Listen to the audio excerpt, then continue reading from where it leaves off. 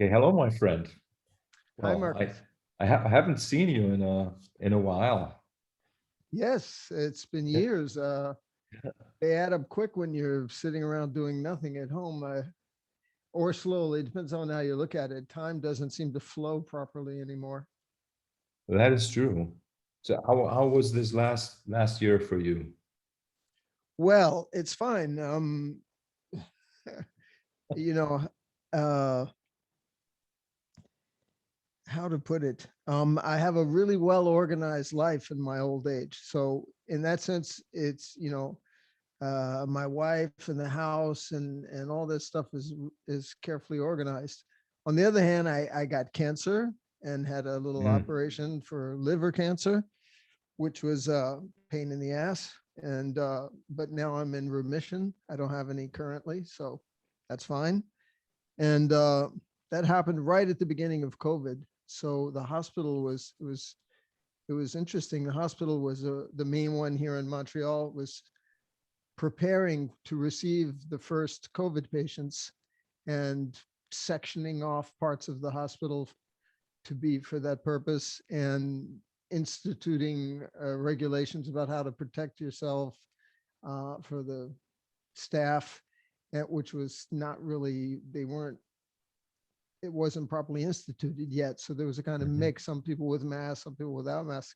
It was quite exciting and interesting. Uh, mhm. and it went well. Montreal is a capable city, Mhm. and they have survived. We have survived COVID relatively well, I guess, by world standards. Mhm. We're still locked down, but we're not in a crisis situation of overrunning the hospitals, or Mhm. we still have some headroom in terms of the healthcare system. Vaccination has started. Mhm. I got my first one Mhm. recently. So Mhm. uh, things are fine here in COVID land. You're in Berlin right now? Yeah, I'm in Berlin. Yeah. Yeah, and I have to admit that I really recently I haven't been paying much attention to any numbers or so, and Yeah. also I've not been watching the news much because like I do what I can to protect myself and my family, and Yeah, it seems counterproductive to be too involved in uh, absolutely. in trying to understand what's going on. But I had an interesting experience because I got a like an invitation letter to get a vaccine last Monday, and then I made an appointment, which was supposed to be tomorrow, so like a week after I'd received the letter. And but then they decided that the AstraZeneca vaccine isn't good We're for people special. under 60. So Yeah. now, like, my appointment has been canceled, and the new appointment for the BioNTech vaccine is in June. So I have two Uh-huh. months to wait now. Yeah, right after my wife and I went to get together our vaccination, um, we were triaged because they ask you some initial questions, and then they directed me to Pfizer, and they gave her an Indian. We were laughing about some Indian knockoff, um, which was a version of AstraZeneca. I believe Yeah, that's the way you say it. And yeah. uh, it then in the next few days they started talking about how it could cause blood clots, and then how, oh, in fact, it doesn't cause blood clots. And anyway, she's Yeah, fine, I'm fine. yeah, yeah, yeah. It's like I said, I really, I have, like in 2004, I got rid of my TV, and I Yeah. stopped like paying much attention to the news anyway. And also, like, I'm also not really politically interested, I have to say. Well, Hmm. maybe I'm interested, but like more like locally. So like what Yes, I that's what good. I do, like my Right. community, I'm Right. interested in that. But and so like the COVID thing, like from the very beginning, like I don't know, probably the same in Canada, but like in Germany, it was like we were bombarded, and Yeah. I've seen that at my parents, right? Bombarded with news, like like every 15 minutes, like an update, which was just a repeat of the previous Yeah, update in a way, yeah, right? And makes people crazy. And it does. I'm so lucky that I've never gotten into, well, at least in the past almost 20 years, I haven't been in that mind Yeah, frame to be we don't paying have attention. television either, but I can't say that I don't follow the news. I'm Mhm, quite interested in politics, but you're correct to examine them from a local network out as opposed to just trying to absorb it all. It makes no sense. Yeah. yeah. Hey, but what a shock to be diagnosed with cancer, right? Or how Yeah, was that for you? well, it's not a shock because my liver has been aggrieved most of my life because Mhm, of my early drug use when I mhm, was young, and I've been dealing with viruses my whole life, HIV and hepatitis C, mhm, and I'm happy to avoid COVID mhm, this time around. So those are viruses I got as a result of shooting drugs when I was a young man, mhm. and so they cause some liver problems, some cirrhosis that can lead to I cancer. see. Mhm. So they've been keeping an eye on me for many years. But I'm a long-term survivor of my viruses and the music business and being a redhead, an ex-redhead. I've survived it all, man. And you're still an amazing bass player. Well, I still play. Yeah. I'm not sure how amazing it is, Well, but it's a pretty unique sound, I have to say. Like I listened to the record you sent me yesterday, oh, that's great. I'm the glad you had time. Decadence. Yeah, Yeah. yeah, and really, it's funny because like I think the first time I was like near to you was at Musikmesse in Frankfurt, maybe Uh-huh.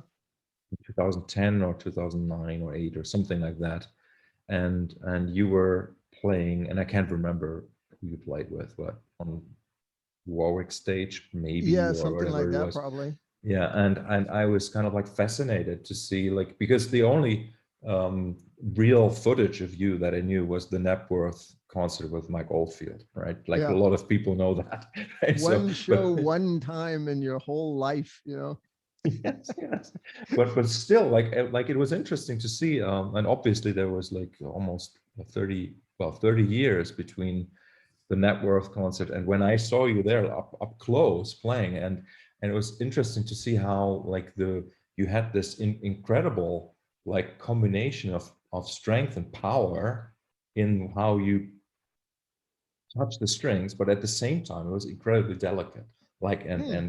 and as if I know you can tell me if that's correct, but it looked to me as if you have the amp up loud and you play Mhm. soft, right? Ah, And that's the effect also that that's what I'm hearing on that record as well. The ah, that's interesting. What fun it is to hear feedback from a musician. You yeah, know, you get internet feedback, and you know how yeah, yeah, arbitrary that can be. And then you get the occasional review. Like I saw you interviewed Sid, yes, yeah, I which is did. awesome because I love him as a character, but he also gave a good review to Decadence. So I Uh-huh. was now he's forever in my heart now. Uh, but one thing I've noticed in reference to what you're saying is that sometimes when I think about my playing and the different records and all the years and all that stuff like you're referring to, I feel like there aren't very many people who ever say anything about my bass playing the way I think about my bass playing, which I don't know how accurate my own vision, it's like the sound of your voice. You don't know what you sound like to other people. Yeah, And and so feedback on that level is really interesting. And there isn't much, honestly. There's people who say they like this record or you're a great bass player or something like that, but it's not it's not actual yeah, feedback about what it is you do or how. So it's yeah. fun to hear you say that. I appreciate it. Yeah, thank you.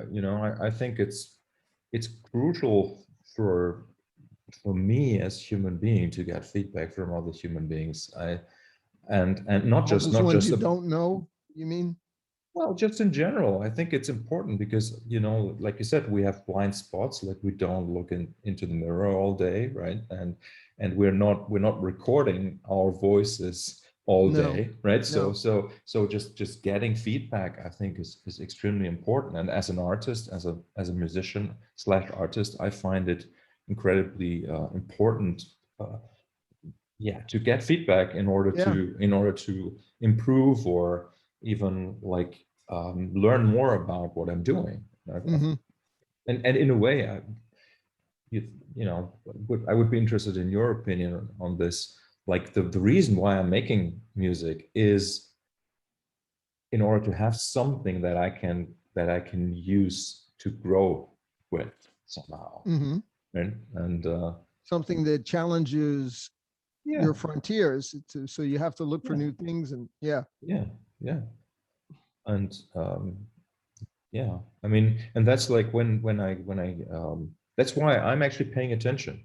For example, I'm one of those guys who actually notices when, like, when my girlfriend has a new haircut. I see it, Yeah. Yeah. Yeah. right? And I also see it when I meet other people. Like I kind of like scan people, when I meet them, and Yeah. then I immediately kind of like say something that is personal and that shows them, okay, here's somebody who is actually paying attention to who you are, and I find that extremely valuable, and I would hope that more people would do that Well, in that's, the other direction. yeah. Sometimes you feel like, I know what you mean. In other words, I pay a lot of attention too. I think I'm like hyper sober sometimes. It's too much sometimes, but I think, like, I agree with you that the most valuable resource one has is your ability to pay attention. So for others, the fact that you do pay attention, I'm sure is very important. And it's a great honor to be paid attention to, right? And I think we struggle as artists with a little bit of the paradox of that, because you want to be paid attention to, Mhm. and hopefully in detail, seriously. And yet that isn't really the initial motivation for creating the thing you do in the first place. And a lot of people find that confusing. Mhm. um, and I've spent a lot of time thinking about the idea that, do they contradict each other or cause a problem, ontologically? I mean, I do want to be heard, uh, but when I'm making the music, that's about as deep as it gets. In terms of the public, I hope that they will listen, but I'm not thinking about what I'm doing any more than you are, I'm sure, in terms of trying to please them or Yeah. pander on purpose. The funny little version of pop. Uh, there's that pop, and then there's the pop I love, right? Which is everything genuine and honest and wonderful about all the different kinds of pop music there are. I think of myself as a pop musician. I don't think of myself as a classical musician, and I don't think of myself as a professional musician either, in the sense that I do Mhm. it for money. Mhm. So what's left? Just pop. But pandering is not something that I'm any good at. The few times in my life when I've tried to do that, to say, all right, I'm going to make this the song that will please the most amount of people, or something, like I've been on projects for other producers and things like that, and that's what they want to do. They want to sell some records, and you think, well, what would that involve? And that, usually I've come to the conclusion that I'm less likely to achieve that than to actually do something creative on my own. I might have a chance at that. Whereas trying to solve this puzzle of what people want, yeah, I mean, that's too complicated for me. So It is complicated. Yeah. it's better to just do what you and your gang wants, and Mhm. let you know let do the Santana thing, let God decide for us what's going to happen. And then you get feedback, like you just said, right? It actually, there are frontiers there. You get a feedback loop of information where you did something, you didn't know exactly what it meant, and now you hear it back, or you hear it back reflected from the other musicians. And then that's something new in itself. And so you get this cycle going. Yeah, exactly. And like to now mention another specific detail about your more recent playing, I find is, well, obviously there's the microtonal stuff, which we're Yep. going to talk about Okay. also, I hope. But just the way that you're bending strings on the bass, that sounds, I have to say it because like I'm not a real specialist for bass, but it sounds very much like you're bending strings on a guitar. Mm-hmm. Like there's like a certain melodic and like a way that you massage each individual note that I really have not heard any other bass player do. Oh. It's as a matter of fact, it's true, right? So there's something and yeah, I mean, I'm not saying this just to give you a good feeling, but I'm happy that like it gives you a Yeah. good feeling. Well, I'm happy that you like it. Yeah, I use generally light gauge strings, and Mhm. you're interested in touch, and so am I. Um, and I'm not a guitar player, so I don't have I can play some rhythm guitar and maybe put some chords together and trying to compose or something, but I can't play guitar. Mhm. And um, so it's not as though I've adapted a guitarist's habits of bending, but Mhm. I do bend like a guitar does. And, it's, I've thought about it. It just gives, to me, it just is a way to be more expressive. And I worry that it'll sound weak as a bass player. So I've always tried to compensate uh, in terms of heft, so that Mhm. there's some bottom, some function of beef, so there's some weight to Mhm. what you're doing. Otherwise, why the hell play bass? I have really low tolerance for people who play bass and use the instrument to sound like other instruments, to sound like guitars or pianos or Mhm. there are exceptions to that, obviously, but in general, I'm like, where's the beef? Mhm. And sometimes the beef is not just tone, it's also kind of rhythmic simplicity or just holding it down, all Mhm. the wonderful things about what makes bass as opposed to what makes bass guitar.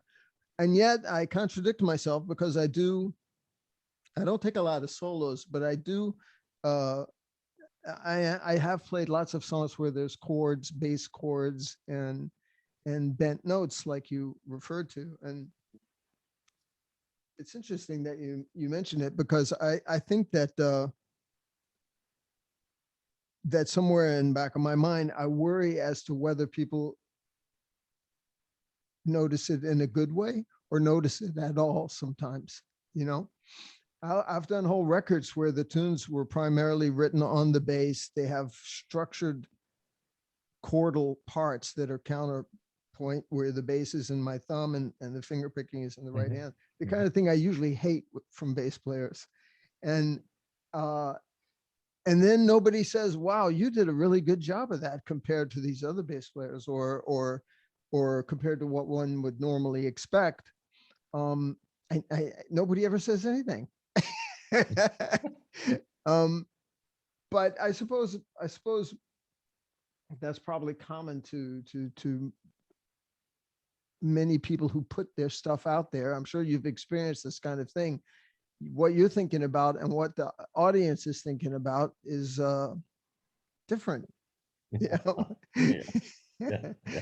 And Yeah. that's that's ultimately a good thing, right? Is who's going to calculate all that, figure all that stuff out. Yeah, there's no need to worry about anything Yeah. because you you have no control anyway, right? Yeah, just because I'm still curious, right? Like, how do you get that sound? Because it really feels to me as if you have found a way to have that, as you call it, the beefiness of the sound.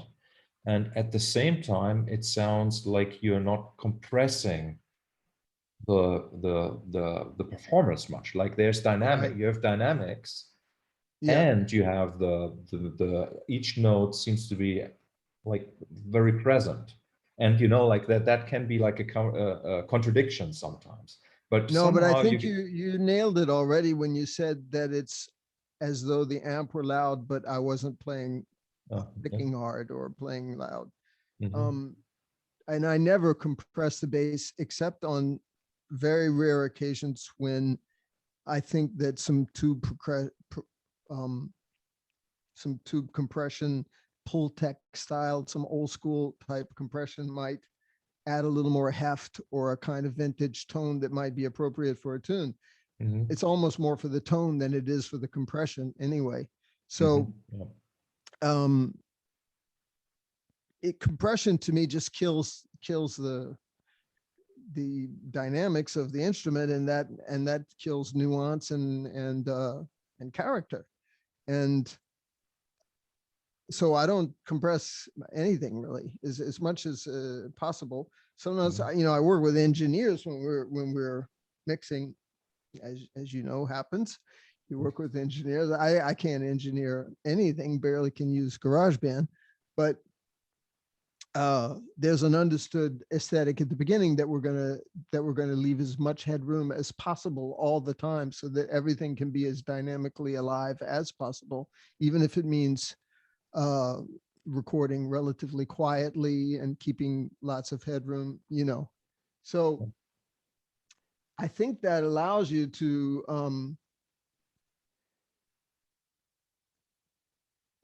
have some beef.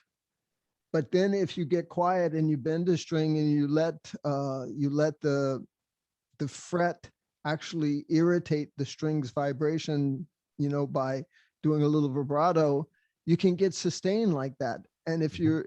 if you're too compressed or too loud or whatever, no, you can't hear it. You can't hear it sustaining. And sometimes on the lighter gauge strings, it'll actually wind, like in a similar way, like when a guitarist gets feedback or is just on the edge of feedback, it'll prolong the sustain, and the tone will change a little bit as the harmonics kick in because of the sustain. You can get a kind of smaller version of that just by grinding the string against the fret, Yeah. and it'll change tone. It'll get, and as it sustains from this relatively light irritation of the fret, and it can make a beautiful thing. Yeah, exactly. It's fascinating because I use that vibrato movement along the string a lot, just to keep just to extend the sustain, as you say. Right. And then like in combination, like as a guitarist, as a lead guitarist, when using a very high gain sound, that is a very compressed sound, like even Yeah. without compression. Yeah. The Well, it is tubes compressed. Yeah. compression. Yeah. Yeah. And then I can basically get almost endless Hmm. sustain by putting, like more energy into the string as it kind of fades away. And that's also why for me, in addition to like hearing what I'm playing, I've also developed this, like my idea is that my fingertips have ears or eyes or whatever. And my fingertips, they notice when the vibration kind of like starts petering out. And then I can Hmm. counteract that with vibrato, and Hmm. bring, like make the note bloom again. Yeah. Right. And Bloom's a nice word. Yeah. yeah, yeah, and that's kind of like what I've been hearing, at least like very, very clearly on this Decadence album, No, right? great. Yeah, but also back then at Musikmesse, right? It was really it Ah, was cool, right? It was cool, like because I remember like the first thing you played was something like really kind of like maybe a ballad or something like fingerstyle, like hmm. fingerstyle guitarist, and Hmm. it was good. It was really, really great to see that. And as I said, I didn't have any opportunity to see you play live. with Gong, or Right. like that I would have loved that. You know, I was too young, and like for me, really my active involvement in like going to shows was like really only started in the early 90s, like pretty Hmm. late, like when I was 20 something, Hmm. you know? So So how you're about 50, am I right? or Somewhere 48 still, yeah, 48. Okay. yeah, yeah, Yeah. but soon soon I'm gonna turn 50. Yeah, I was born in 72. So Right. like I grew up with my mother listening to what is now called classic rock, right? So that's sort of like what I grew up with, and the Beatles, like the Yeah. usual stuff. Yeah. Yeah. Right? And for But it you, would what? have meant that you were Yeah. 16 in 88. Is Yes. that correct? Yeah. So then you were bucking the trend by listening to classical rock.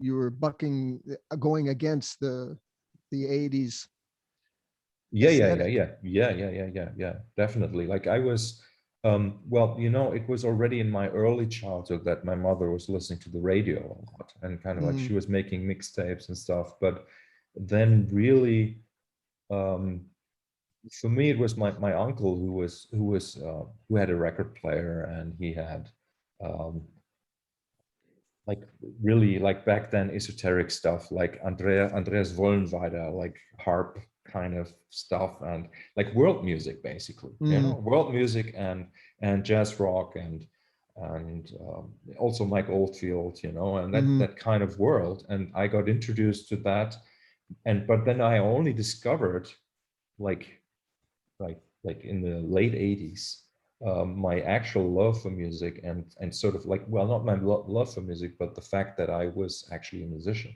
mm. which is um, I know that there are people who pretty early on as a child kind of like already have an Yeah. idea that they. How was that for you? Like when did you know that you were gonna have a Well, life in music?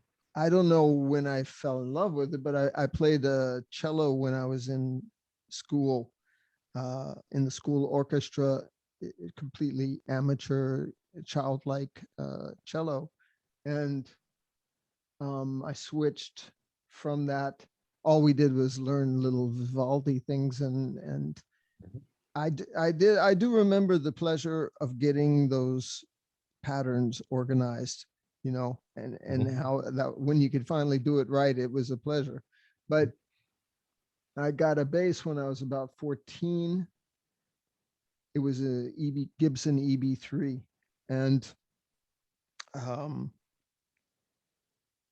all I wanted to do then was play rock, like be in a band like the Allman Brothers or Hendrix or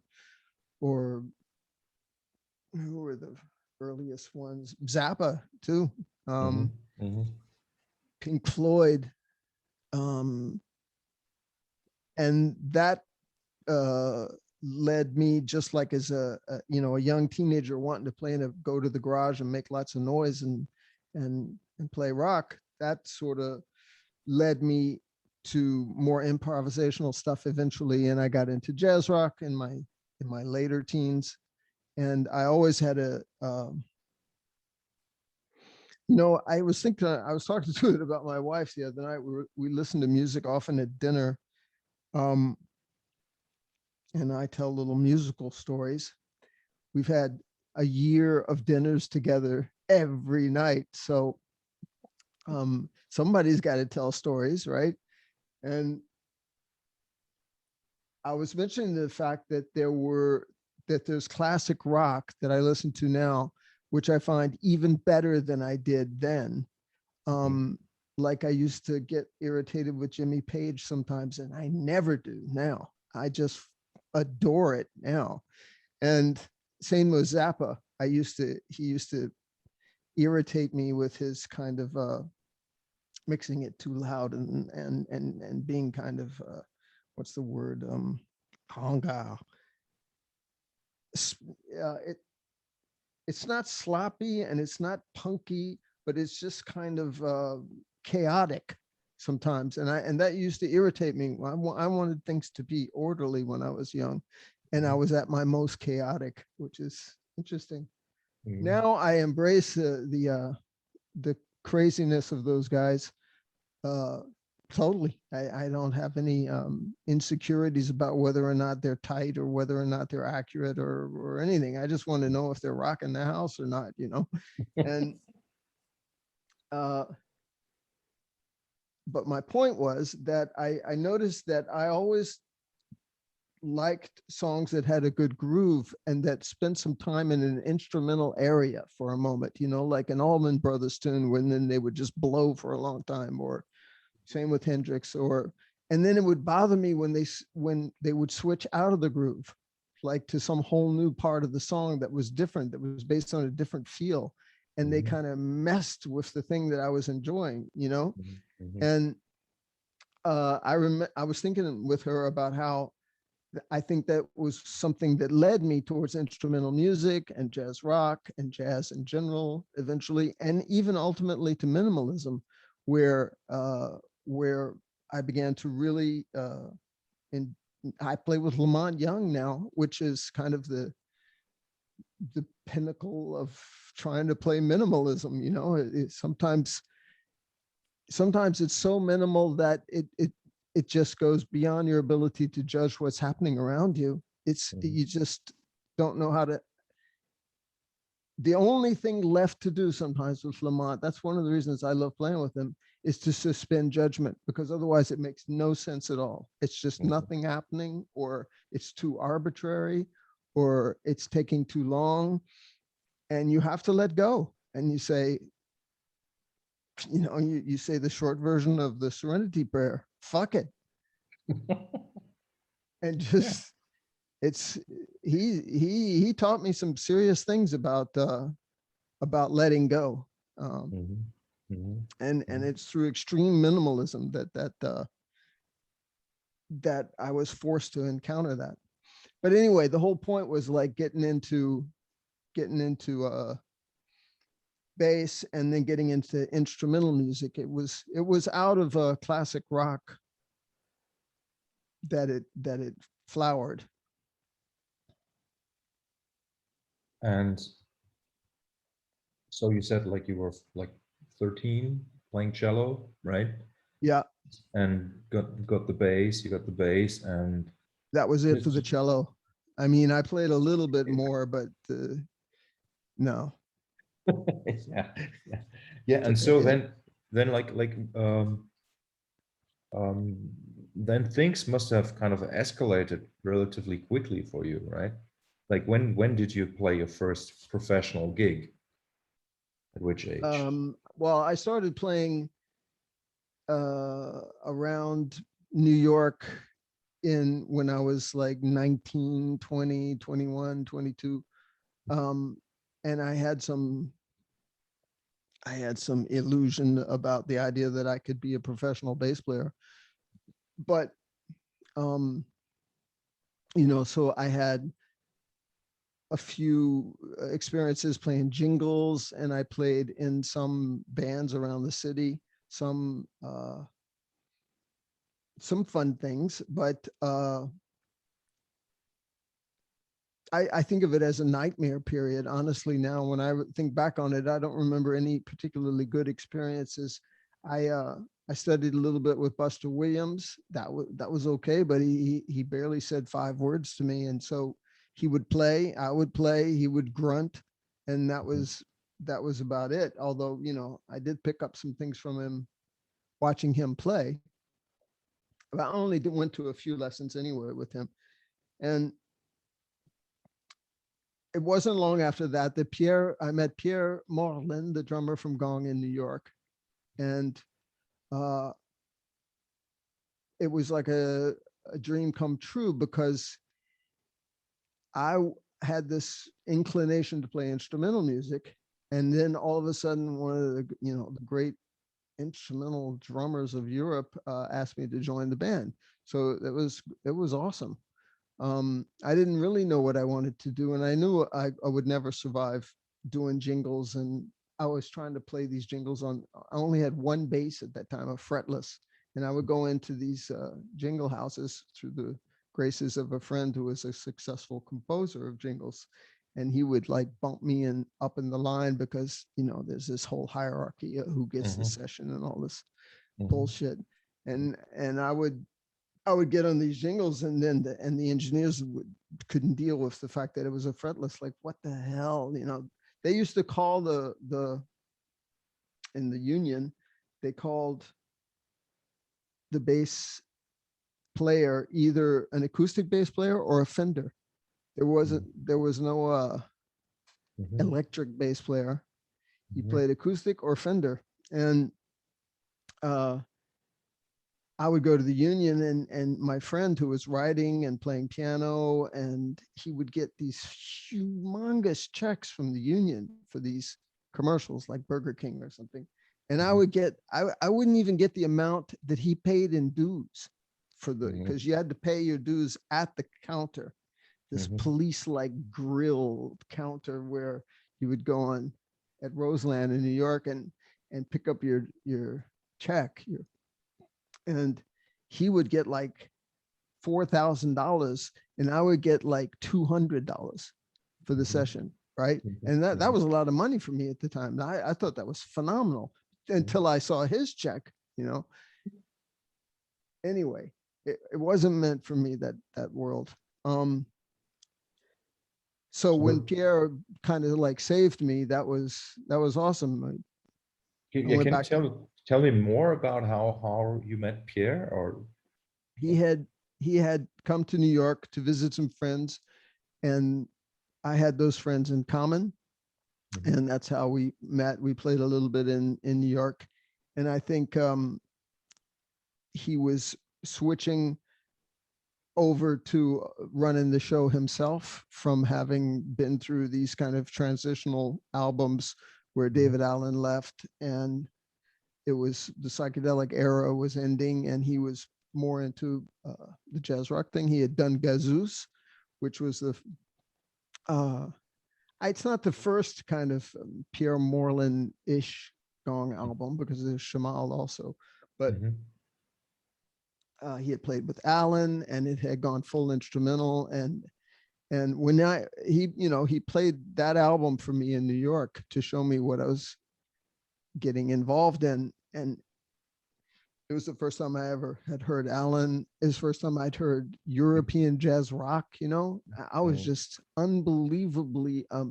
It was like listening to alien music or something to me. I was into Earth, Wind, and Fire and Miles Davis and things like that, and this pristine, clear, it's a whole different kind of aesthetic. And plus Allen for the first time, you know, it's pretty particular, and he rips on that record too. So yeah, I was like, and I think Pierre was, I think he liked my playing because all I wanted to do, I was an American who wanted to play tight. I think that's I didn't want to just feel it, you know, like so many Americans at the time talked, you know, you talked about chops and feel in those days. I'm really talking about a long time ago. I hope it doesn't sound too insane, but I'm talking about, you know, New York in 75, 76, around that time. And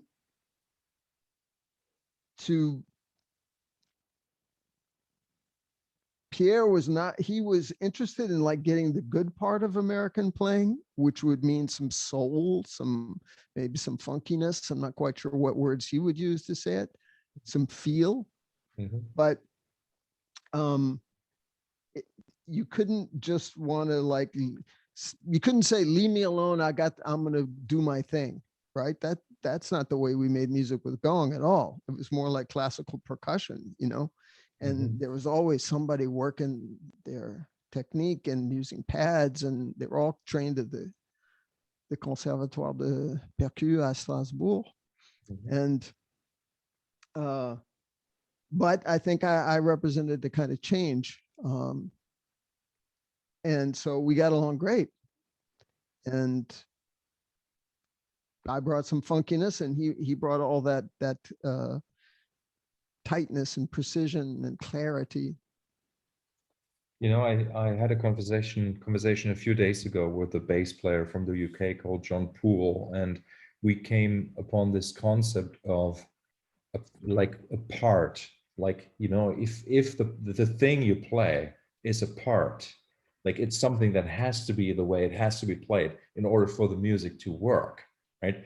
That's sort of like maybe In the order thing for it that you to be mean. something, it has Yes, to, yes, it has to right. be a part, right? And so Yeah, it's not just like it doesn't just say C major, A minor, D major, right? right. It says okay, you have got this rhythm, you've got these you know, these particular pitches, and then there's also like how do these pitches obviously relate to what nowadays is called the grid, or like, Yeah, you know, the pulse. And right. then you working with, as you said, like with like classically trained drummers, right? They're it was sort of like, I guess you kind of got into something that was sort of like a real like melting pot Yeah. of, as you say, feel and classical Well, tradition and it's interesting European you say the jazz. grid, because this is all pre-quantization or even sequencing. We didn't even have sequencers. Um, but they played in a more quantized way than the way I would have thought of it in terms of American feel or funk or jazz feel. And the fact that there was lots of marimbas and vibraphones also makes a grid like thing where you have lots of 16th note stuff, and it has to fit together one way or another, right? They're gonna, Yeah, you have yeah. to think about how they're gonna fit. You're not just blowing, right? So I love that stuff. And it's interesting because to me, that was like the greatest manifestation of jazz rock that I could think of, because jazz rock, even by the mid to late 70s, was starting to get burnt, in my opinion. It had gone through the extremely creative initial period with Mahavishnu and even Hendrix, you could say, and the earliest Miles stuff, and now it had become sort of formalized. And although there were still great things happening, like Weather Report and some others, it was beginning to become formalized in a way, and it had become all about chops too, and so to play with Pierre and that kind of composition and interlocking parts was almost like a new freedom for me. Uh, although, you know, we're writing a new record right now, and it's almost finished. My young guitar player, who's the same one you heard on Decadence, who I've been working with the last few years, and my tunes are almost all extremely open, and they're in tempo, but they're much freer than his tunes. And he comes from a strict collegiate jazz background. And I met him when he was 20, and now he's 20, almost 29. And his tunes are all these Gong-like tunes. They're full of connected sections of patterns that develop and that have the rationale for them has nothing to do with jazz, like improvisational in the moment creativity. They're carefully composed, and mine are more like jazz tunes in some ways, in the sense that I really want certain minimalist patterns to be a way of conveying a certain emotional ambience. And I spend a lot of time talking about the kind of ambience it might be, but not in musical terms, more in descriptive terms of emotional things. Um, and by showing him too, like this is the kind of thing I'm hearing over this section, where I'm really only emphasizing 4 notes, and it gives it a feel, that particular emotional state. and then we'll allow that to transfer to another emotional state later on. And how we do it could be really different every night, or it's much more jazzy in a way. Mhm. And it's ironical, I think, You know, the to funny see thing is that that inversion. yeah, I made that observation even on the Decadence record, where like it's the two of you, right? You've Yeah, we written, wrote everything. and yeah, and so it even there I noticed it, Oh, that you have kind of like and you know, maybe it's just like maybe it's a sign of maturity, right, to let go of the patterns or to just to leave more space or whatever. But yeah. but I also understand like the attractiveness of, say, like a more pattern based or like more you know, more interlocking musical Mhm. approach, especially for people who come from jazz and have a chance to discover something outside of traditional jazz, you Yeah. know. So so I think it's great that he has the opportunity to write these pieces that he can play with you, right? Yeah. And Well, it, we're having a good time doing it. yeah, Yeah. yeah, amazing. So so let me just because I'm curious. So just well, a couple months ago, Gary Husband sent me a tune, like an MP3 of a track that Gary, Alan, and you improvised, not improvised, an Alan tune that you guys played in the studio Right. together. And so you met Alan through Pierre, and you guys Right. had made a record already, right? Or Yeah. how We was had that? already I had already begun with Gong.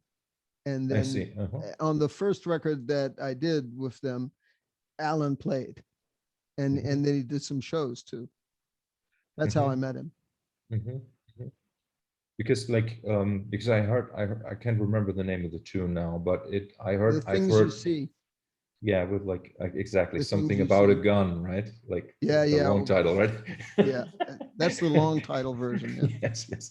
And because I've been working with Gary as like doing mastering and restoration work for him, Uh-huh. and so I heard quite a few versions of that tune, but I really enjoyed hearing you play that music. I have to say, was fascinating. You know, was there anything more that you guys did together, or was that just a one-time thing, the No, I trio? think we did another tune, but I don't have any copies of it.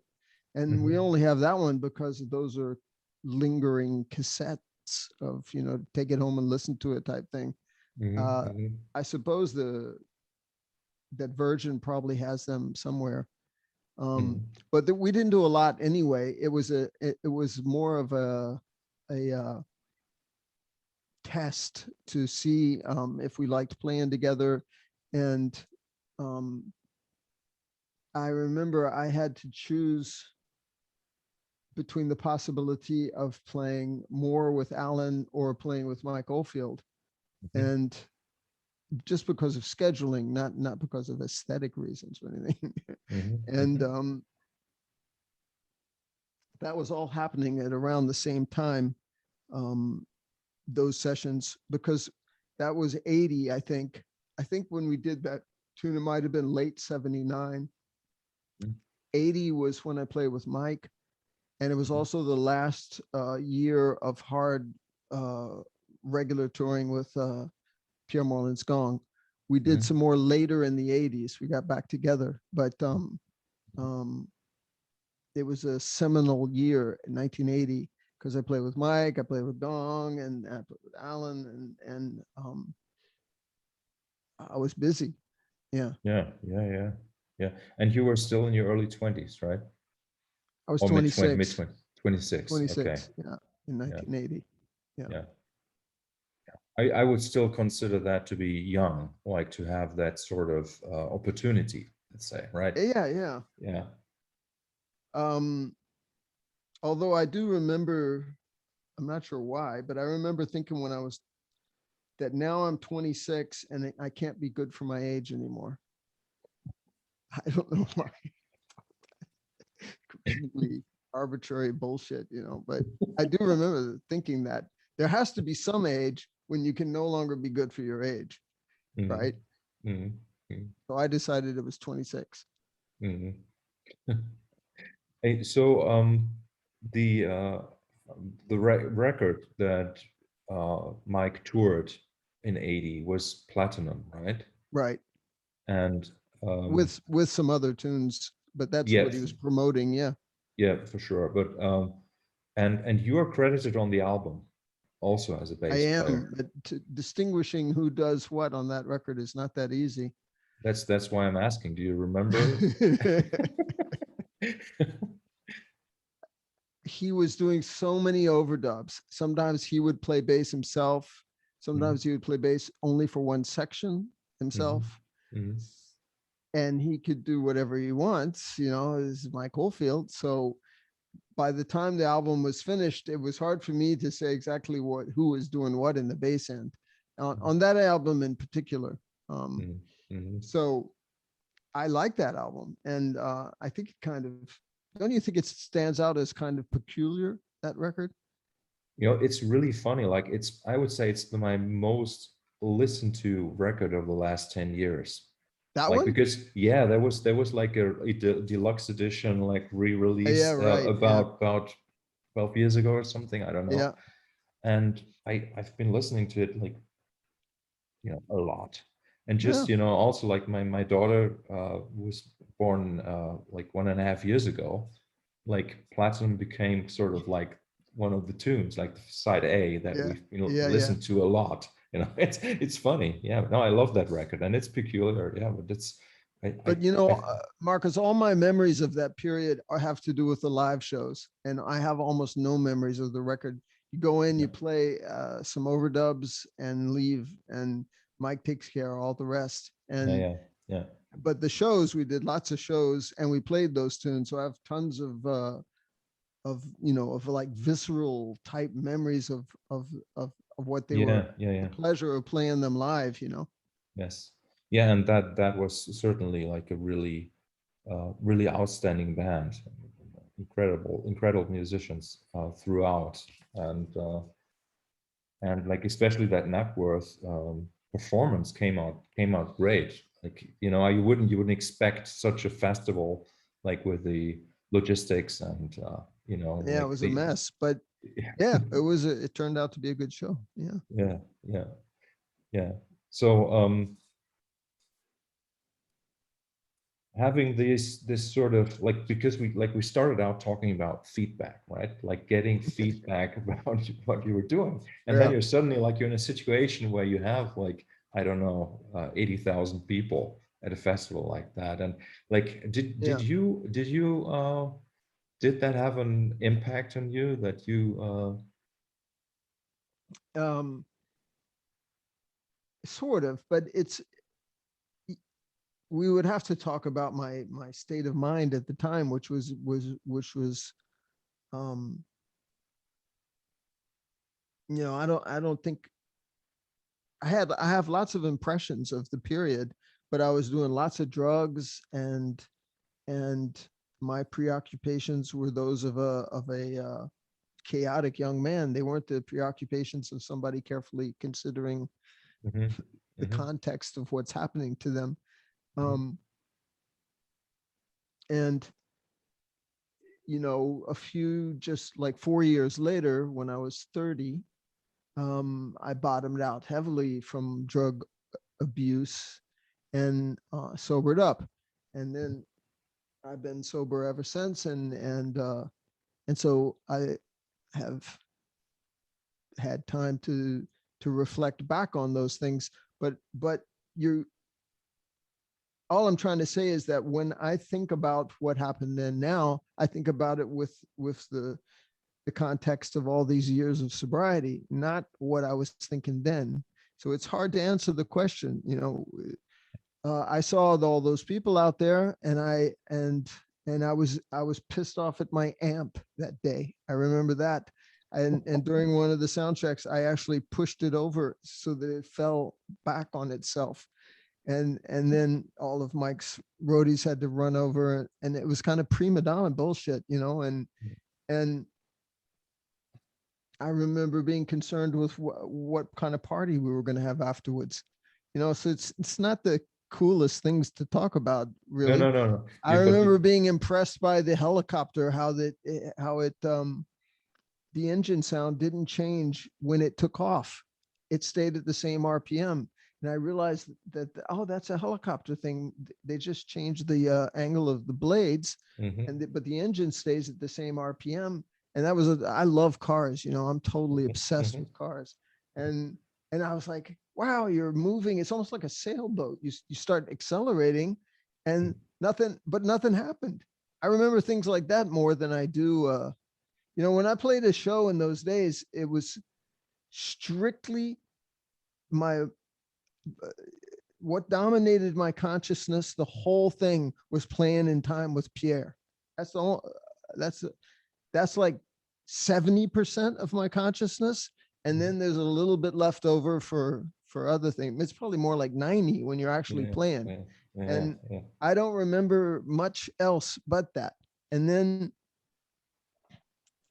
then we would party. So I remember things like, to what degree Mike was rich and we were poor, for Mhm, example. mhm. Uh, he was wearing a watch that's worth more than I probably have made in my whole life in music. Yeah, yeah, yeah. And then he had 3 or 4 mansions and studios, and he had a Mhm. room that was full of the most exotic remote controlled airplanes, for example. And I was only interested in his cars. Um, and we had some good times around that.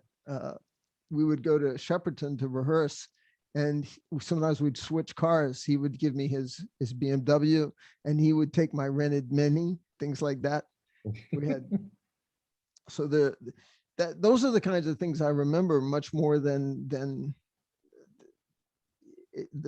the memories of a child, in a sense, of a teenager, as more than proper. I'm learning a lot about myself, doing these, like having these conversations. And what I've just noticed is that even though I may ask a question about, like I may ask a specific question about the show, but obviously I'm much more interested in you than in the Mhm. actual answer to the question. So that's Yeah. why what you just said was perfect, right? Like, yeah, you- obviously this the I don't know any details about your drug addiction, okay, but it was very prominent in the music business for a very long Yeah. time, and probably still is to an extent. um, and I don't think that a lot of fans, right, like are even aware of the fact that maybe you guys, I'll say, right, you guys back then didn't really register much of what you were actually bringing into the world because of the bubble that you guys were in. Right. Right. Right? I think that's fair to say. Yeah. Yeah, probably. I don't know. I'm just making things No, up here, but I think that's true a little bit, though. Don't you agree, Marcus, that it's a little bit true that what you're doing and how others see it, and then the historical perspective it might have 20, 30 years later is unpredictable. yeah, It's not consciously created, in any more than, I always hope that my tunes will be more than the sum of their parts, and more than the sum of my initial creative ideas, even that they'll blossom in some way, that something unexpected better as opposed to worse will yeah, happen. And that's generally the way I feel about life. I don't get it particularly, and I hope that it turns out for the best. And that's the way I feel about trying to analyze those early things.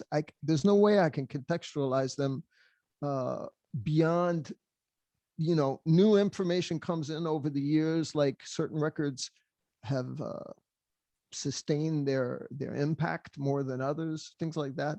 Um, but I learn as I go about what it means, uh, and trying to compare that to what our initial creative ideas were. Um, it's too complex. It doesn't. it's just interesting. I can't connect the dots in any kind of causal way. You know, it's great. Let me ask you, in response to that, let me ask you a very particularly naive question from the standpoint of a fanboy of Mike Oldfield's music. Okay, so because like this is like, and you just be honest, right? So did you have some sense of the greatness of that music back then? And I say that as a fanboy, okay? Yeah, I'll Like try not as a to. not as a general statement, but like Right. it, because like from my own experience being on stages and playing great music, Yeah. is that there's sometimes, not all the time, sometimes you get that sort of like that spiritual involvement, let's say, Yeah. with that sound, with that, like you guys, like your performance of Omadon, for example, you Yeah. know, That was that awesome. is unbelievable, right? Yeah. And It was. and It is a kind of spiritual thing. I agree. How to answer that? You know, there are different sources of stimulation. There's the act. You know, I cannot say that it was like a normal gig because, first of all, everything's so big. Rehearsing at Shepperton, personal Westlake monitors for each musician, you know, with a wooden horn and everything. It's so rich, it's so exotic to have those means. So that was all pretty impressive. And playing Wembley and the Stadthalles and in Europe and things like that, that's impressive too. I I think in terms of the significance of it, like to really try to answer your question, it was there were two levels. One is that kind of how big it was, massively big, lots of people, lots of gear, lots of money, all that stuff. And then the other one was that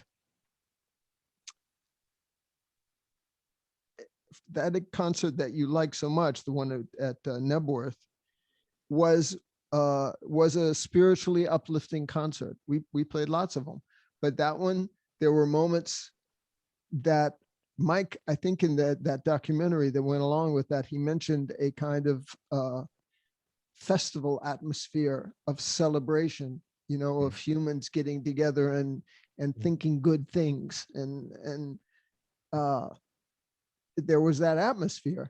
And so to be at the kind of fulcrum of it while we're playing was quite magic. And there were, you know, when the piano plays the riff for Tubular Bells and 60,000 people or whatever it was wake up to that, they hear it for the first time and they go, oh, yeah, it was awesome. I won't deny that.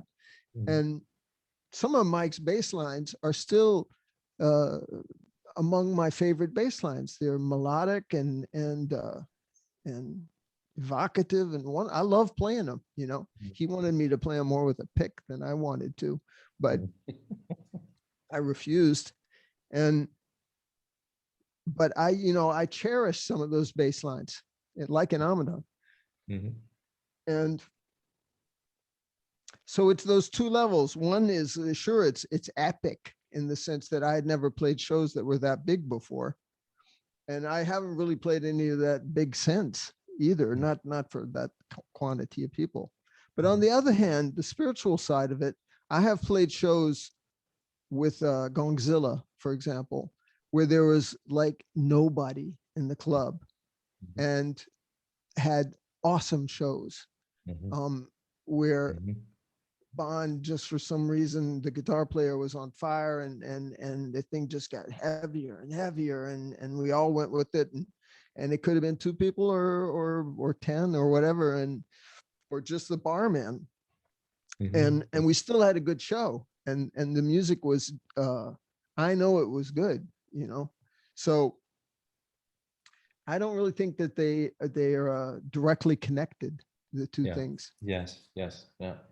You know, for me, it's even when, you know, last year I had to play a couple streaming shows.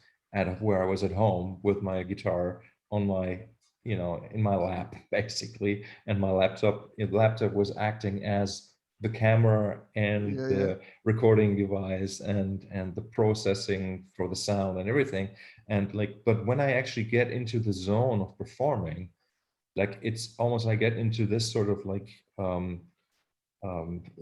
state of focus, of Mhm. intense focus, where really I couldn't care less what's happening around me or if anybody's listening at all, right? It's I, just I'm just making the decision to perform basically, you know. And like a funny thing about me is that I really don't like playing, which some people don't understand, right? I don't enjoy playing, but when I decide to, then I do it yeah, and I do it properly, right?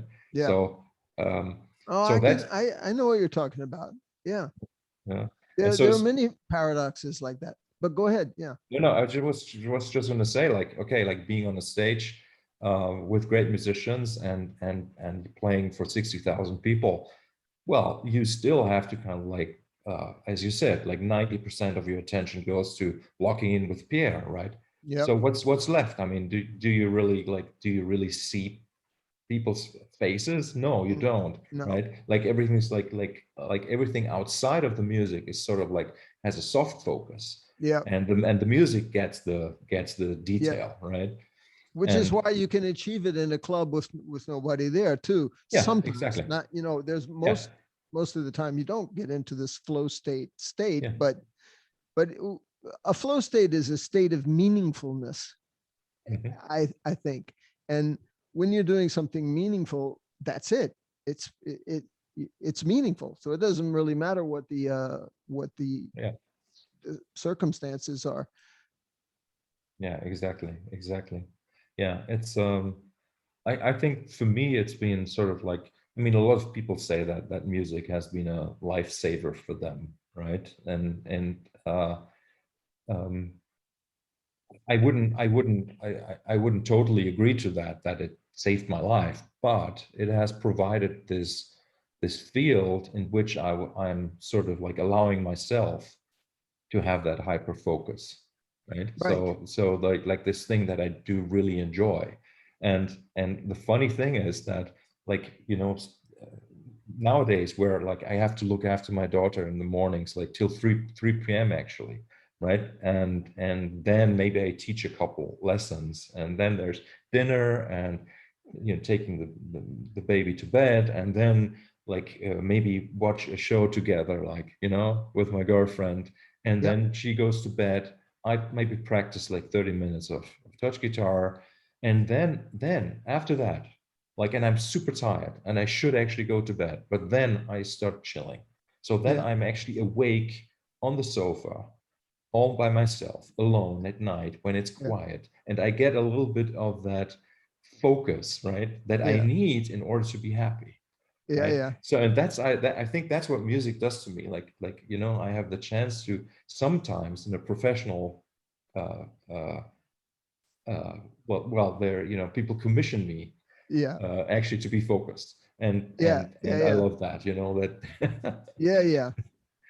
I know what you mean. Well, one of my favorite moments of of the whole process of making a record is mixing, because I don't have to commit to playing well, and I get to make tons of decisions. I love it. I don't have to worry about whether I played well or not, and whether I let go sufficiently or whether I'm being overly technical or any of that bullshit. All I have to worry about is whether I like this or that, and it's just such fun, you know. Oh, no, yeah, yeah, yeah. 3,000 decisions, and they all come true to some, more or less. And Mhm. yeah, that's my favorite part. But it's not a flow state. So Mhm.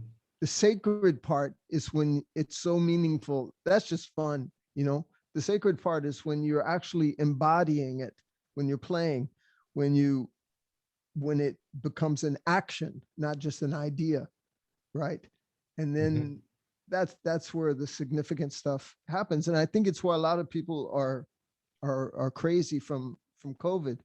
Um, the it's forced us all into isolation, and it's in community that you can put things into action. It's like the community of your group, or whatever it is, or that festival feeling, or the communion, and to be isolated, it's hard to get into a flow state when you're isolated, at least for me.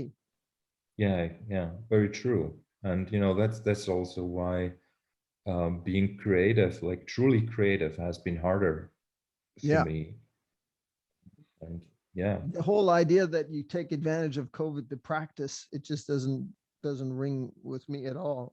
yeah. I mean, the practice is maybe easier for me than writing, right? Like, because I have several modes of writing, and the mode that I would prefer to actually use for upcoming project would be like the intuitive approach, just to write on the instrument, like, And see or what on happens. piano and see what Yeah. happens, rather than approaching things from a more of a conceptual Hmm. perspective, right? Hmm. And but it's been impossible with the with COVID around, because like it's almost as if all the worries around me sort of disturb um, my energy field. Like there's it's like I'm picking up all this nervous energy, and then Hmm. somehow, like, yeah, I just don't feel like Hmm. being. Yeah. I think the ideas are all there. That's why it's so crazy. I think it's all there. It's just a matter of just finding the time and the moment to Yeah. actually get it out. Yeah. Well, I've never been very good at that. I wait to, and sometimes I worry about my son. He seems to wait to see what he's going to do a little too Mhm. much. And I wait to see what I'm going to do a little too much. Also, I hope I didn't teach him to do that to Mhm. but there's great value in waiting, and silence, and doing nothing. And I try to remind myself that, because I often feel like I should be doing more, and um, that I should be more disciplined about setting aside time to do specific things, and I don't really. Um, but it's another one of those things where what's really important is that whatever it is that you do, even if there's only a little bit of it, is meaningful to Mhm. me, and hopefully to others. And I raised up my kids. They're in 30-ish, my two Mhm. kids. Um, and I remember how much energy it took when they were your kids' age. I'm glad I don't have to deal with that anymore. Yeah, yeah. It's and this is not a joke. Like the night of the birth of my daughter, when I went to bed that night, was the first time in my life, and I was 47, right? First time in my life that I felt tired, that I was actually tired, Mm, right? It's ridiculous, right? So you really interesting. don't. Yeah, yeah, I didn't know what it meant to be tired up yeah, until that point, and yeah. well, it hasn't had that feeling hasn't left me since her birth, right?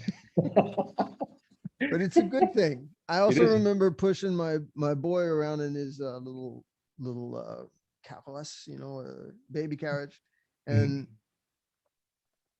I was so proud. I thought it was special that I had a kid, and I was walking down the sidewalk with my kid, and I was a father, and he's the kid, and it was awesome. You Yes. know, Yeah. it's It's. those are that's meaningful.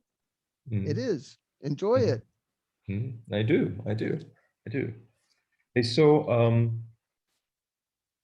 the work, the closer relationship with Pierre lasted for 10 years or something, or. Well, it lasted really intensely for about 6 years, which were the first 6 years.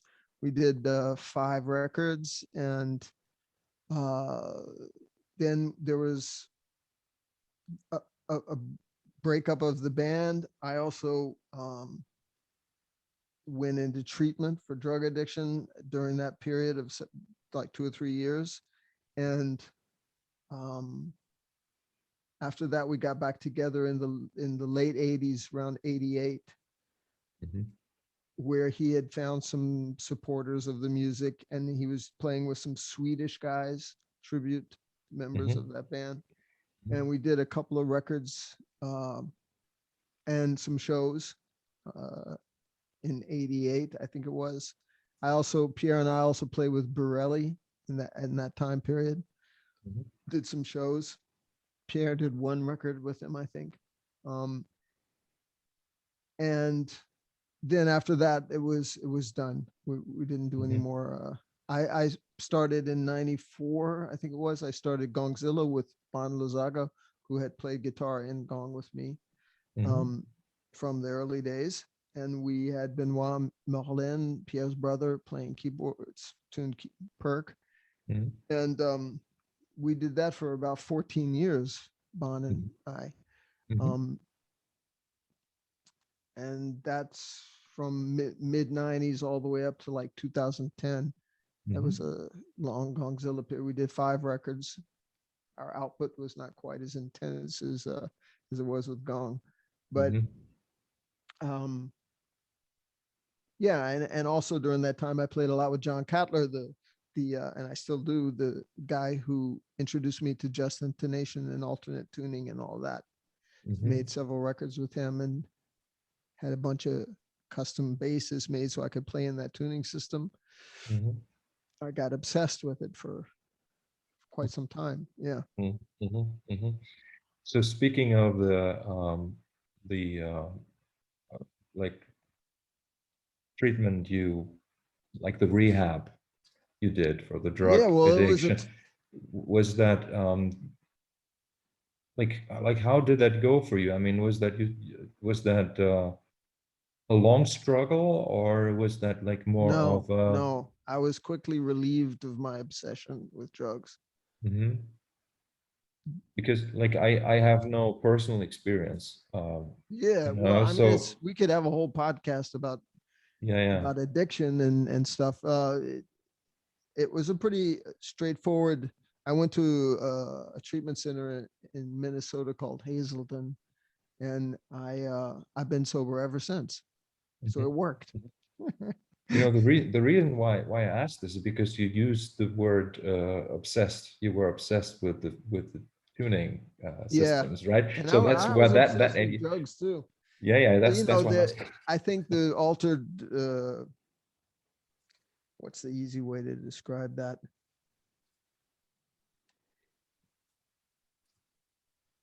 The, it, drugs for me are a kind of unsatisfactory way to look for meaning, and Mhm. um, we can spend a lot of time talking about the different ways that people think of it more as an avoidance technique. Ultimately, it is a way of avoiding responsibility, whatever the pathological reasons are for being excessive.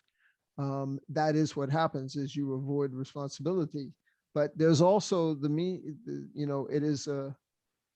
it is a way, it's a path towards a kind of flow state or meaningfulness, altered perceptions, altered reality, where you want to know not just psychedelic questions like what am I, but also what can I feel, and how good can I feel, how bad can I feel. Um, all that stuff is in there, and yet it's all artificially created through the use of psychotropic chemicals, right? Mhm. Mhm. So that doesn't mean that the feelings are not real, because they are, and the experiences are real. And I believe that they're as real as any other experiences that you might have in life, in sobriety. They're real experiences, but the sought after states, whether they're solutions to feelings of inadequacy, or whether it's just running away, or whether it's seeking, whatever combination of those things, can't last. It's an artificial road to meaningfulness. the meaningfulness of escaping from your own feelings of inadequacy, or the meaningfulness of finding altered states of perception, or whatever it is. Just knowing the boundaries, it's interesting to explore. If your personality is an open kind of personality, you want to see what's new, what's dangerous, what's undiscovered. And a lot of my drug taking was like that when I was young. It got more sorted as I got more and more involved, and the color of it changed as I I don't want to say graduated, but as I left more kind of psychedelic things and got more involved in heroin and cocaine, so whatever those things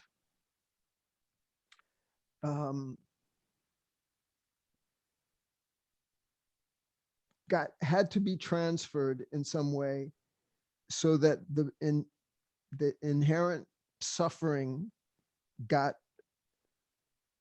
became meaningful. The inherent suffering in my life, I think there's inherent suffering everywhere, but in my version of it, had to be transmuted some way. And I couldn't say that it's because of music, because I loved music as much before I sobered up as I did after sobering up. It didn't really change that much. And it's just that I had to find a way to counter the inherent suffering with something meaningful enough to make it worthwhile. And that, I would have to say to you, is a spiritual thing. It's not a music thing or discipline or some sort of particular knowledge that now I know this, so okay, I'm convinced it's a good idea to not hurt myself anymore. It's a good idea to be responsible. It doesn't work for me anyway, rationally, like that. I had to find a kind of faith that in the future that would compensate for giving up something that I was used to and cherished, which was getting high. And somehow I did. I mean, the treatment worked, and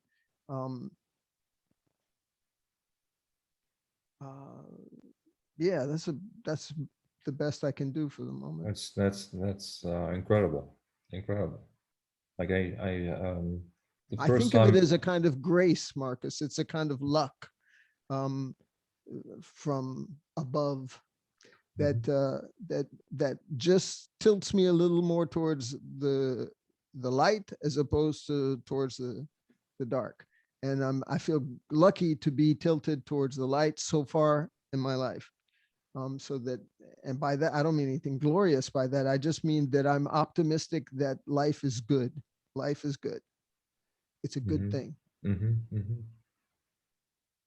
Yeah, thank you for that. Like I have never heard anybody describe it this way and this clearly. Um, I like I've heard many people. Well, I know few people who are alcoholics who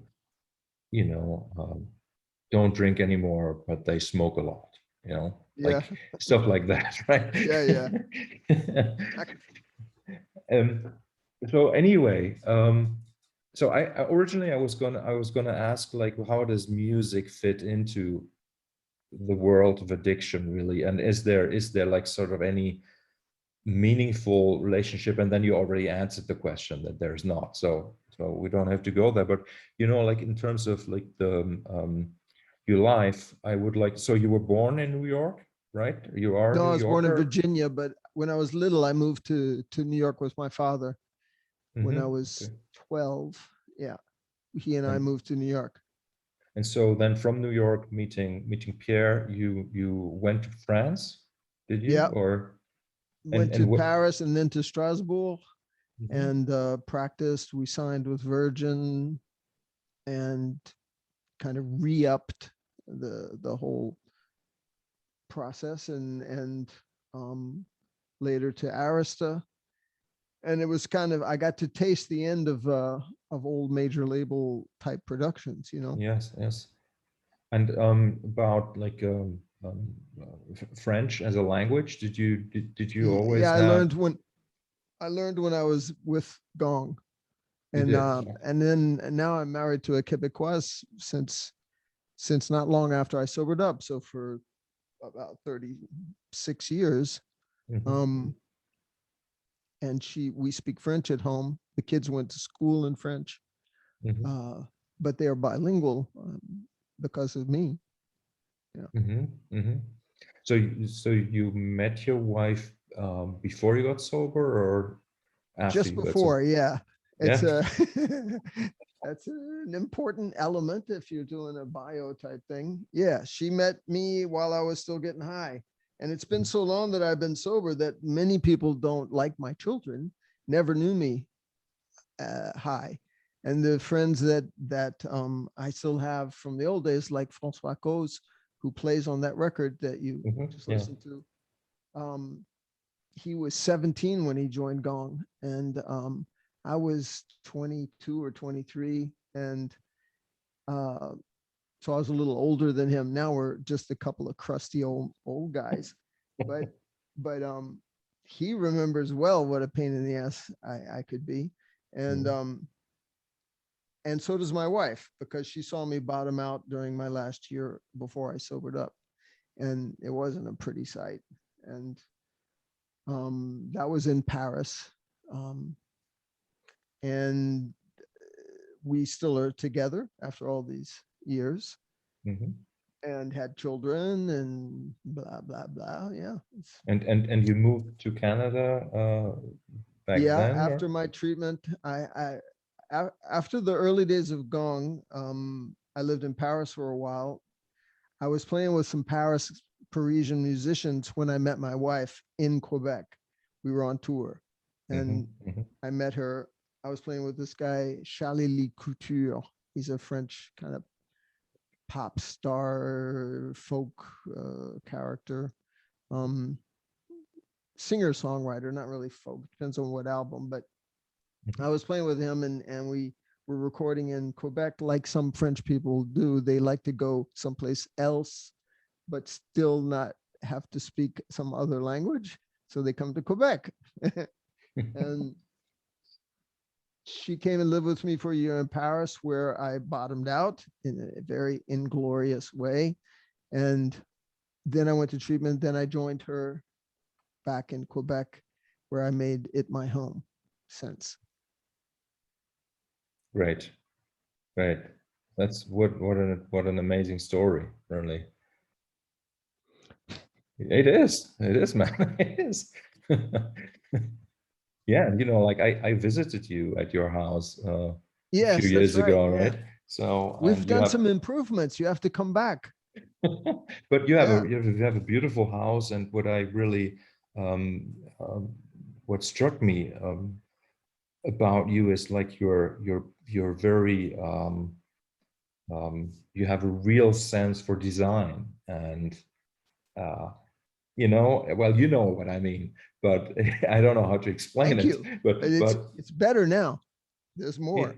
yeah, that's more. Yeah. But also that bass that you designed, right? It's amazing. Like that was just, and I Oh, haven't, the Montreal, we called it. Yeah. yeah. Right. I I mean, forgot about that. I haven't played it, and I don't know if it felt Yeah. any good, but just visually, it was just incredible. And like But I have a much better thing happening. I have to tell you though, because I have to okay, do like a little bit of promo in sure, case somebody sees this. sure. Um, I've been working for 2 years with Tao, which is a Mhm. Belgian company. I don't have you ever heard of them? Yeah, They okay. There's some high-end luthiers. They have a guitar making company, Mhm. and uh, we're very close to finishing the production of the first. Uh, it's called it's a Tao guitar, but it's a unique bass. It's called a Hansford Rowe signature. It's called the Super Leggera, which means super light, Mhm. and it's completely unique. It's completely bespoke. Even the bridge, the saddle, the pickups, everything is unique to the bass. There are no à la vrac components from the bin. And the body's a unique style, and it will be very light and very wonderful. I hope. I haven't played it yet, but we've been working on it for a really long time. And I'll tell you, as soon as I get the first one, it won't be cheap, and we will make them available for purchase at some point. But I'm quite excited about that. I've had lots of custom shop basses, but I never had one that was signature, in the sense that every aspect of it is unique to. This is even like super signature, because there's no other body like this. It's not my version of a certain guitar. It's a whole totally unique guitar, as your touch guitars are, completely completely designed by me and the Towel guys. So that's a good thing. I'm excited to get it soon. You know, I guess that's also like what I meant with your sense for design, like just from the look of your house, but also like this, and your love for cars in a way, right? I think Yeah. it goes hand in hand somehow. Like, but there's this idea, this love for beauty, and this love for um, uh, well, I've just had this German thought in my head that I would have a hard time pronouncing in English. Yeah. But you know, there's like, see this? This is like a chestnut, Yeah. I Yeah. think. And like you know that you could hold the chestnut in your hand, and you get this beautiful, like this feeling that it's like a perfect kind of shape, Shape. and like you can make that even more perfect, and that's sort of like the way that I sort of experience, or well, that's the impression I got from also when you're playing bass. It's a little bit like that there's this close contact with a note, right? There's more. It's more than a technique of playing, right? Right. It's more that like every single note you kind of you sculpt it. Mm-hmm. And it doesn't surprise me that I ever forgot the name of the guy who introduced you to Just Intonation, but John Catler, a guitar John player. Catler. Okay, Yeah. so just even the idea for somebody who has been like me, listen to like the tuning system that everybody uses, right? And then going to something completely different, it really requires a special character and personality, right? It requires openness. That's all. Many people Openness. have Yeah, it. yeah, yeah, yeah, yeah, They're yeah, yeah, yeah. usually creative people, and I don't know how I compare creatively to other creative people, but it is a trait. It's a personality trait to want to be interested in new things, openness. Yeah, And yeah, yeah. when John showed me that, I not only did I feel interested, I felt embarrassed to not know about it. And I don't mean that as a judgment. That is just what I felt. I was like, how can I have been playing these notes for so long, these 12, 12 equal tempered notes, without ever wondering how they came to be, why they organize themselves well together, and without putting that in question. I mean, I'd heard of indigenous tuning systems, and that was it. I didn't really question it further than that. And when he started talking to me about a tuning system based on nature's own way of associating vibrations together, the harmonic series, and that you could develop a whole tuning system using those fundamental relationships, I was like, not only tell me more, but like, what the fuck why wasn't I concerned about this before? And so I spent a couple of years with Harry Parch and some of the seminal JI guys, just intonation guys. And then I had John to help me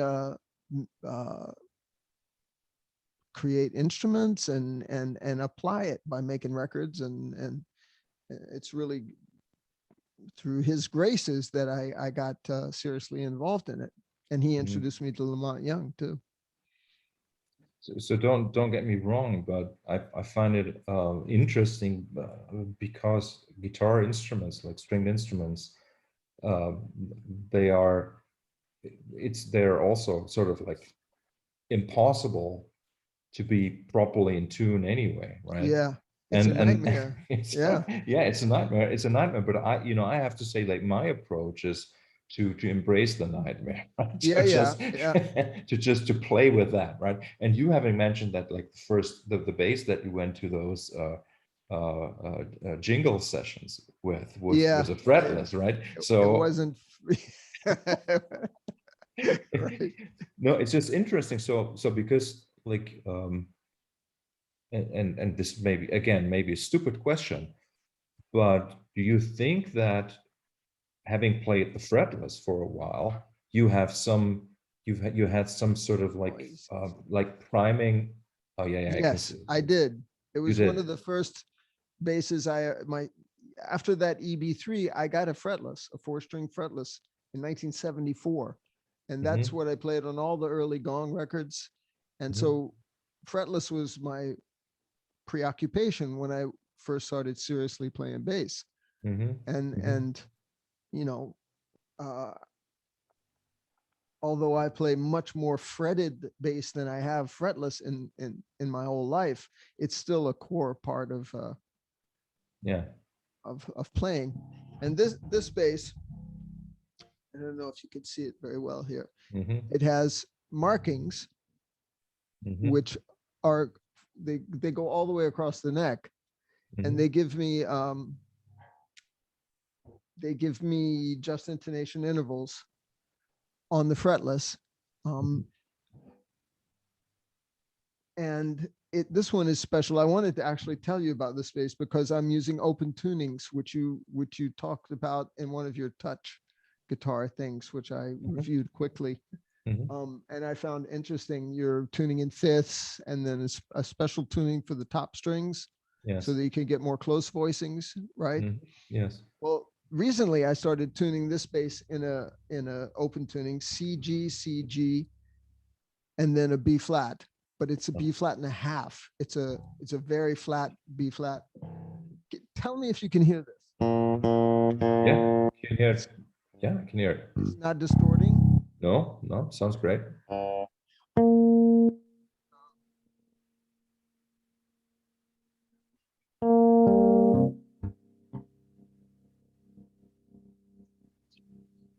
That's the open tuning.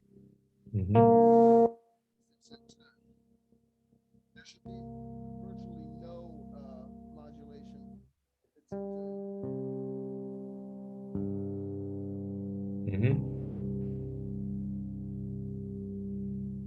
This is a flat seventh, very flat. It's 30 cents flatter than your minor seventh, your typical minor seventh. So if you have a C, like, it's the seventh harmonic, actually. It's a coincidence that it's the same number, but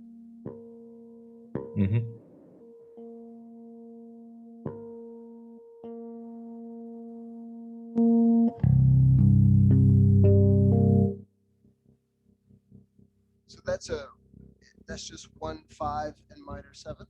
Yes. C G, Yes. C G and the seventh. But you can.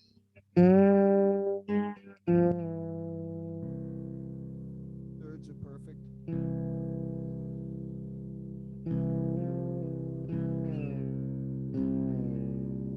There's that flat seventh.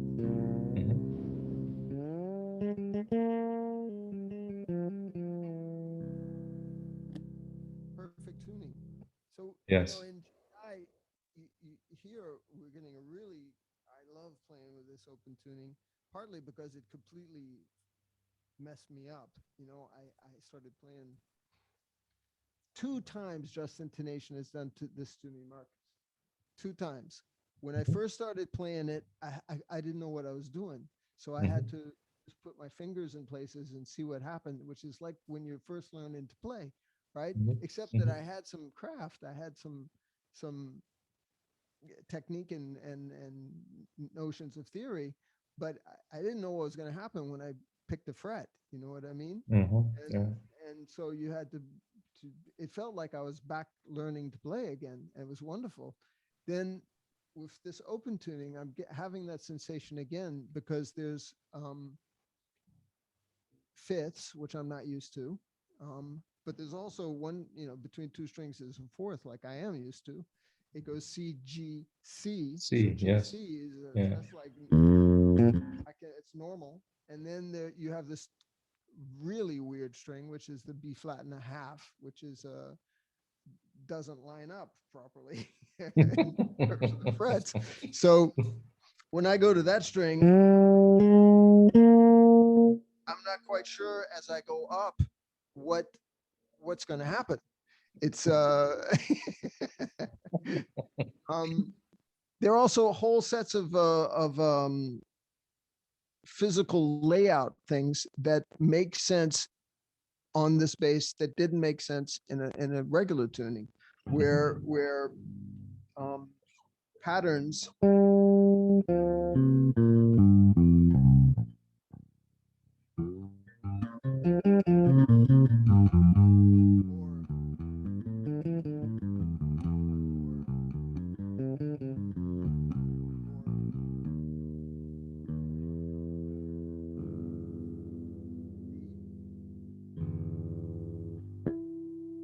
check if the note's in tune, just check the harmonic.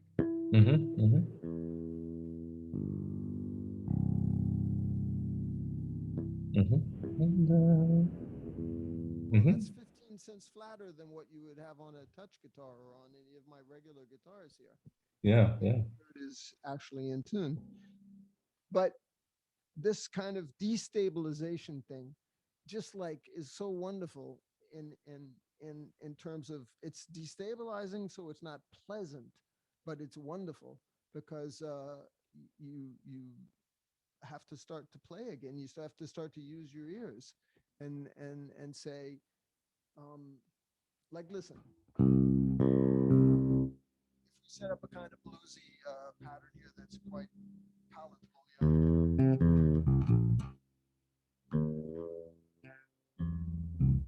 right? Just a C major. But then I go to the 4 chord and I make it 21 cents flatter than where we would normally go.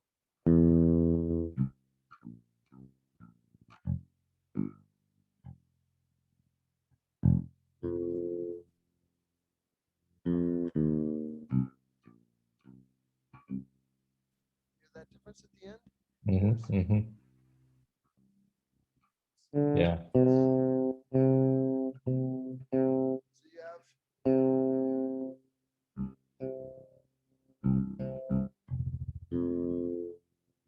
this is flat, but it sounds totally normal. You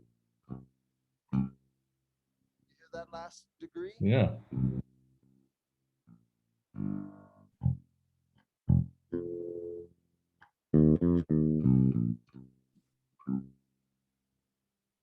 Well, these things make a difference. Yeah, they do. They do. When you're trying to resolve chords, or when you're moving from one place to another, the ability to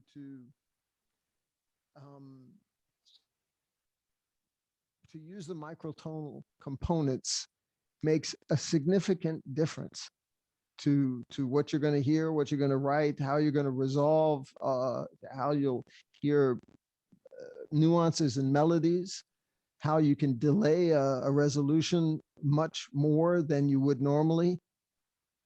And people hear it. So what's my point? My point is that I think that there should be a way to introduce people to just intonation as a matter of course, It's a matter of whether or not even if they're just going to experiment with their voices and some fretless instruments, and all the rest of the time they're going to play their 12-tone instruments, that's fine. At least they'll know that there's a physical nature to music that just comes from natural physics, the overtone series, and then how 12-tone compares to that. 12-tone equal, I mean. Like I have, I've been teaching a lot of music theory recently, and there's one particular thing that has struck me like more and more, and which sort of like you have just confirmed also in the level of microtonality, is that we have cyclic nature. Like tuning is not fixed, but tuning moves. Like, right, like do I take the right branch or do I take the left branch? Right, it doesn't lead you to the same environment, the harmonic environment, or the shifts, right? Like depending which branch you take, right? And also like going back may not actually lead you back to where you were, the same but place, right?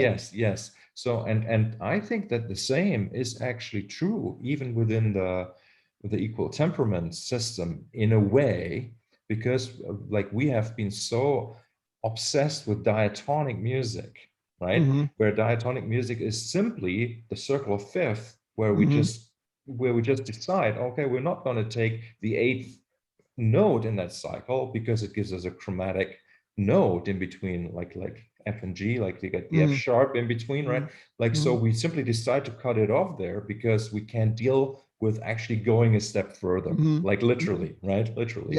And so because like if we kept going, we would change tonality or we would change the tuning. And we wouldn't be able to get back to where we started, perhaps. Yes, like exactly. And that's right. and that's I guess that's the fear, right? Because like then what you would have to do, you would have to kind of like submit yourself to the cyclic nature of progression, right? And like, then where does it turn around? Yeah. Well, John and I just recently started trying to apply just intonation to the Fibonacci series, just the low, simple Fibonacci combinations, because they spiral. That's why. And improvising over progressions like that, even if you reset after a certain amount of chords or whatever, a certain amount of movement, it's better to say, is incredibly challenging because they're not parallel. It's constantly evolving as you go up the series, and then maybe you can reset and start over again if you want to make it into like a chord progression. But the connection between the individual chords is based on Fibonacci. It's not based on just being like 3 frets higher or 3 half steps higher, or and the same relationships just higher. It's new. It's new stuff each time you move, and they potentially continue forever. So you get it's not just for the sake of the novel aspect of it. You actually hear these things, like you can hear the entire thing going somewhere and you don't know where that is. That's really interesting, and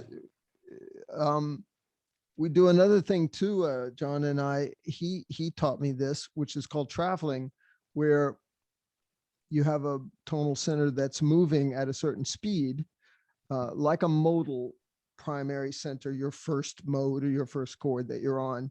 And it say it goes up a half step or some just interval, whatever you want to use as an increment, at a certain speed, like 1 every 2 beats or something, right?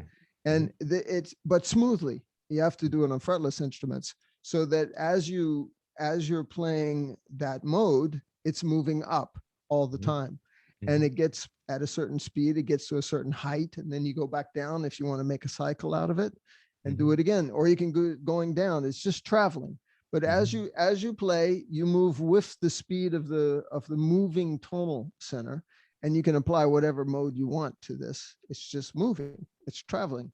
And this gives a tremendous kind of I mean, you can play descending lines against a rising tonal center and stuff like that. It's very interesting, right? Yes, yes, yeah. And it's those are ramifications of opening up your idea about tuning that go beyond just the idea that we're going to use only notes from the harmonic series and it's just intonation, or it's some other equal temperament, 19 or 31, or there are many other ones that are equal. Mhm. It's beyond that. It's more like just the idea that things can move. And in the tune I've been playing with Lamont for the last few years, which was written by one of his main acolytes, kind of disciple, Mhm. Jung Hee Choi is her name. She's Korean. There's a drone, and the drone is comprised of a whole bunch of other drones that are all moving, and they're moving at certain rates. And it takes like 30 minutes for them to do a cycle, Mhm. and it sounds globally like one drone, Mhm. like it has a tonal center, but you can't find it. Mhm. It's Mhm. you just hear this thing, and it's everybody's moving a little bit at different speeds, and it sounds like a big drone. But if you try to figure out what's the note, you can't quite seize it, right? Mhm. But it's 30 hertz basically, and we deal with it in a kind of blues, a just intonation blues mantra, which is a more like a raga in some ways. It's extremely slow, and it's all against that drone, which is constantly moving. Mhm. So there's it's It's full of fascinating. emotions, it's Yeah. Yeah.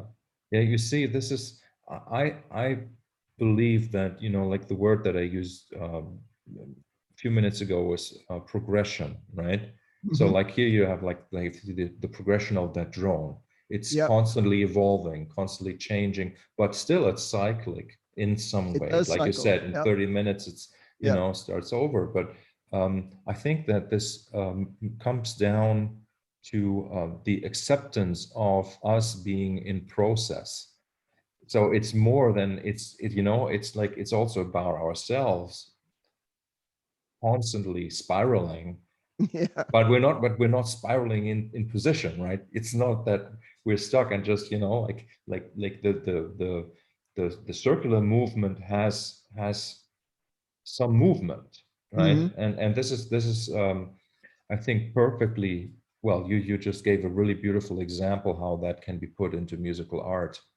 Hmm. Yeah, yeah, and yeah, I wish there would be like more openness, as you say, for this. And but it I also understand why people sort of have a hard time with it, because it requires you to let go, where this is our theme, right? Like I'm actually already thinking like what is kind of like the headline for a conversation. Well, Let go. let go. That's fine with me. Yeah. And it's it's not easy, so and I'm trying not to judge people, and I'm obviously, like, for me, like my excuse to not deal with other tuning systems Yeah, is that I find that like I still hear so much within equal temperament. there's a lot to hear. Yes, yes, so that's my excuse. Yeah, yeah. I know it sounds judgmental, I know. But there's what we don't know compared to what we do know. It's not a fair comparison. You know, we the amount we don't know is, is infinite, and the amount we do know is so finite. So there's going to always be this slight guilt about being not exploratory enough, right? I feel it, you feel it. It's the nature of unexplored territory. It's Mhm, always there, and it's always dangerous mhm, because you don't know what's there. mhm, It might threaten you in some way, and yet it's also a source of potential, right? So there could be wonderful things there, but it's gonna always be there, full of gold and also of dragons, right? So mhm, it's normal to be wary of going outside of those bounds. And, I personally think that that's kind of our job, is to do that. Describe whatever adventures we can, or whatever aspects of nature that we can, musically. Mhm. Mhm. I wouldn't go much further down the purpose of it than that, but Mhm. Yes. Yes. Yes. Yeah. Yeah. For me, there's this extra layer of human psychology also, like tied to that whole topic of of openness, boundaries right? Of and boundaries. yeah, And yeah, yeah, yeah, there's just this very, like 12 tone equal temperament, and people have a hard time, like choosing the right notes to play over a chord, right? yeah. It's ridiculous, I like know. in a way. I know. Yeah. Well, now you're feeling it, right? Because Yeah, yeah, that's the bad side of being in a safe place. It's a yeah, yeah. wonderful thing to be in a safe place because it's safe. But Mhm, the downside is it turns tyrannical. It turns like mhm, that. It's like, oh, what's the right note? It's like when students say, when am I going to be good? And I'm like, mhm, why are you asking me? It's like, mhm. Yeah, uh, yeah, the answer to that question is when you stop asking that question, yeah, right? yeah, yeah, yeah. Okay, my friend, I think we should stop here.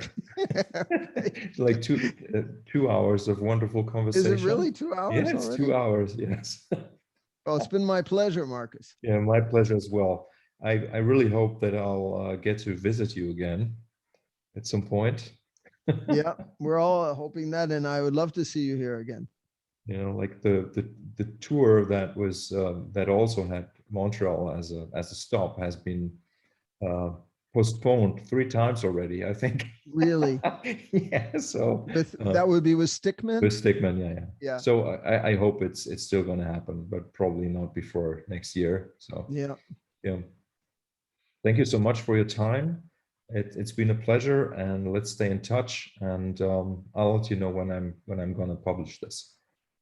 Probably going to Yes, be a do, couple of and weeks. I'll help you spread it around if we Thank can. you. Yeah, All right, thanks, and Marcus. and say hi to your wife and to your kids. All right, you too. Bye bye for Ciao. now. Bye, ciao, ciao. Bye. Ciao.